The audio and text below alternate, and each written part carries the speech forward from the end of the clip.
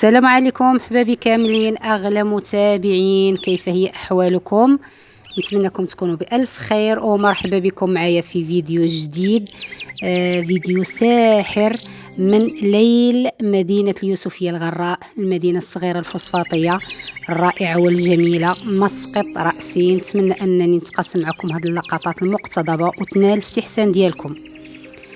هذه اللقطات من عدسة كاميرا ولدي، عاش هاد الاجواء وشاركها معي، وحتى انا بغيت نشاركها معكم.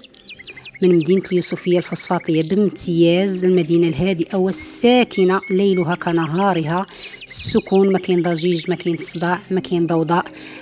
مدينة كالم بيها، بحيوطها، ببنيانها، بسكانها، مدينة هادئة ومكالمية، ما فيها لا ضوضاء لا تشي حاجة.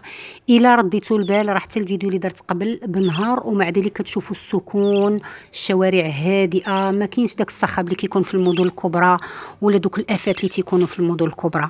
هذه هي مدينتي الحبيبة، وكنعتذر اولا كنعتذر منكم على سوء التصوير لان ولدي غير محترف، عاش هاد الكاميرا داكشي كيف جاب الله. كنعتذر لكم مجددا.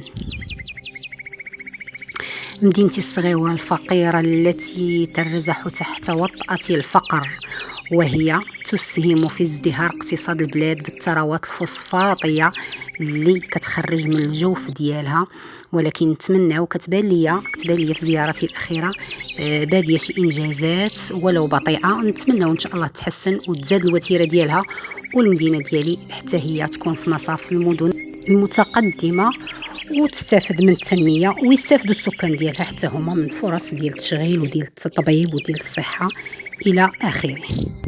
مهم دابا نخليكم مع هذه الاجواء الرومانسيه الساحره الرائعه الملهمه، لان صراحه ما كاين محسن من هذه الجلسه، تغني عن جلسات الطبيب، الجلسات النفسيه. هذه جلسه نفسيه حتى هي رائعه، كتساهم في تفريغ هذوك الشحنات السلبيه وداك الضغوط والتوتر ديال الصخب ديال الحياه اليوميه. كنستعدوا اننا نخويو النفس ديالنا من داك الترسبات ومن داك الصدى اللي كيكون في القلب، والراس عامر والقلب فيض، والمشاكل اليوميه الحياتيه اللي ما كتساليش نهائيا، وصداع الوليدات بسلامتهم راه شفتوا كيفاش، وصداع الحياه عموما ولات كتخلي بنادم شاعل، خاصو غير معامن، شي معصب على شي. انت كتنتظري الكلمه الطيبه وكتنتظري الابتسامه، والطرف الاخر حتى هو كينتظر منك نفس الشيء، ولا بنادم باغي ياخذ ما باغيش يعطي. كيف كنقول لكم دائما، هاكو ارى، ولات الحياه مصالح، ودابا ولا كلشي باغي ارى. قليل فين تلقاي اللي تيقول هاكو ارى، ولا غير ارى هي اللي كاينه، غير عطيني نعطيك. ما بقاش الحنو في المعامله، ما بقاتش صخب الحياة اليومية، ولا كيدير واحد التوتر لا متناهي، ولينا مضاربين غير مع يدينا ورجلينا ومع وليداتنا ومع شي امور اللي هي بسيطه كنفعلوا فيها دغيا وتنتعصبوا.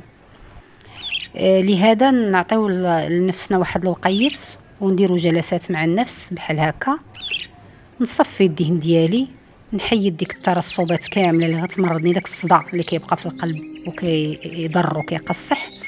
غير بوحدي، ما تحتاجوش الناس وما تعولوش على الناس، عولوا على نفوسكم باش تداويو نفوسكم، حيت هذا الوقت كاين غير نفسي ومن بعد الطوفان. نفسي ومن بعد الطوفان. ما تسناوش شي واحد يجي يشد بايديكم ويوريكم الطريق الصحيح، او يوريكم فين تكالموا، او يوريكم فين تعالجوا الروح ديالكم، او يوريكم كيفاش تعاملوا مع الحياه اليوميه ديالكم. المهم والمجدي هو اننا نبحثوا على حلول نفوسنا بنفوسنا. ضرني قلبي نقلب ليها لحل، جاني شي مشكل عويص بوحدي اللي غنلقى الحل، مهما الانسان يواسي او يقول او يعاون، فكيبقى انك انت اللي عارف المشكله ديالك بالجوانب ديالها، بالظروف ديالها، بالحيثيات والمعطيات ديالها كلهم. لهذا كل شيء مطلوب منا حنا، الحل الجذري كيجي من الداخل منا حنا.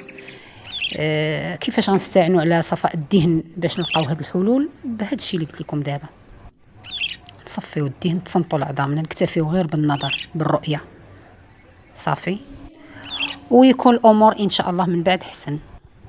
نفسنا كتستحق منا اننا نعطوها استراحات مره استراحة محارب بين فاصل بين المعركتين، نريحوا النفس ديالنا ونعطيوها الحق ديالها ونتهلاو فيها، لان الا تضررات النفس ديالنا حتى شي واحد ما غيصلح لينا هذاك الضرر او يساعدنا ويشد بايدنا باش نخرجوا من هذيك المحنه.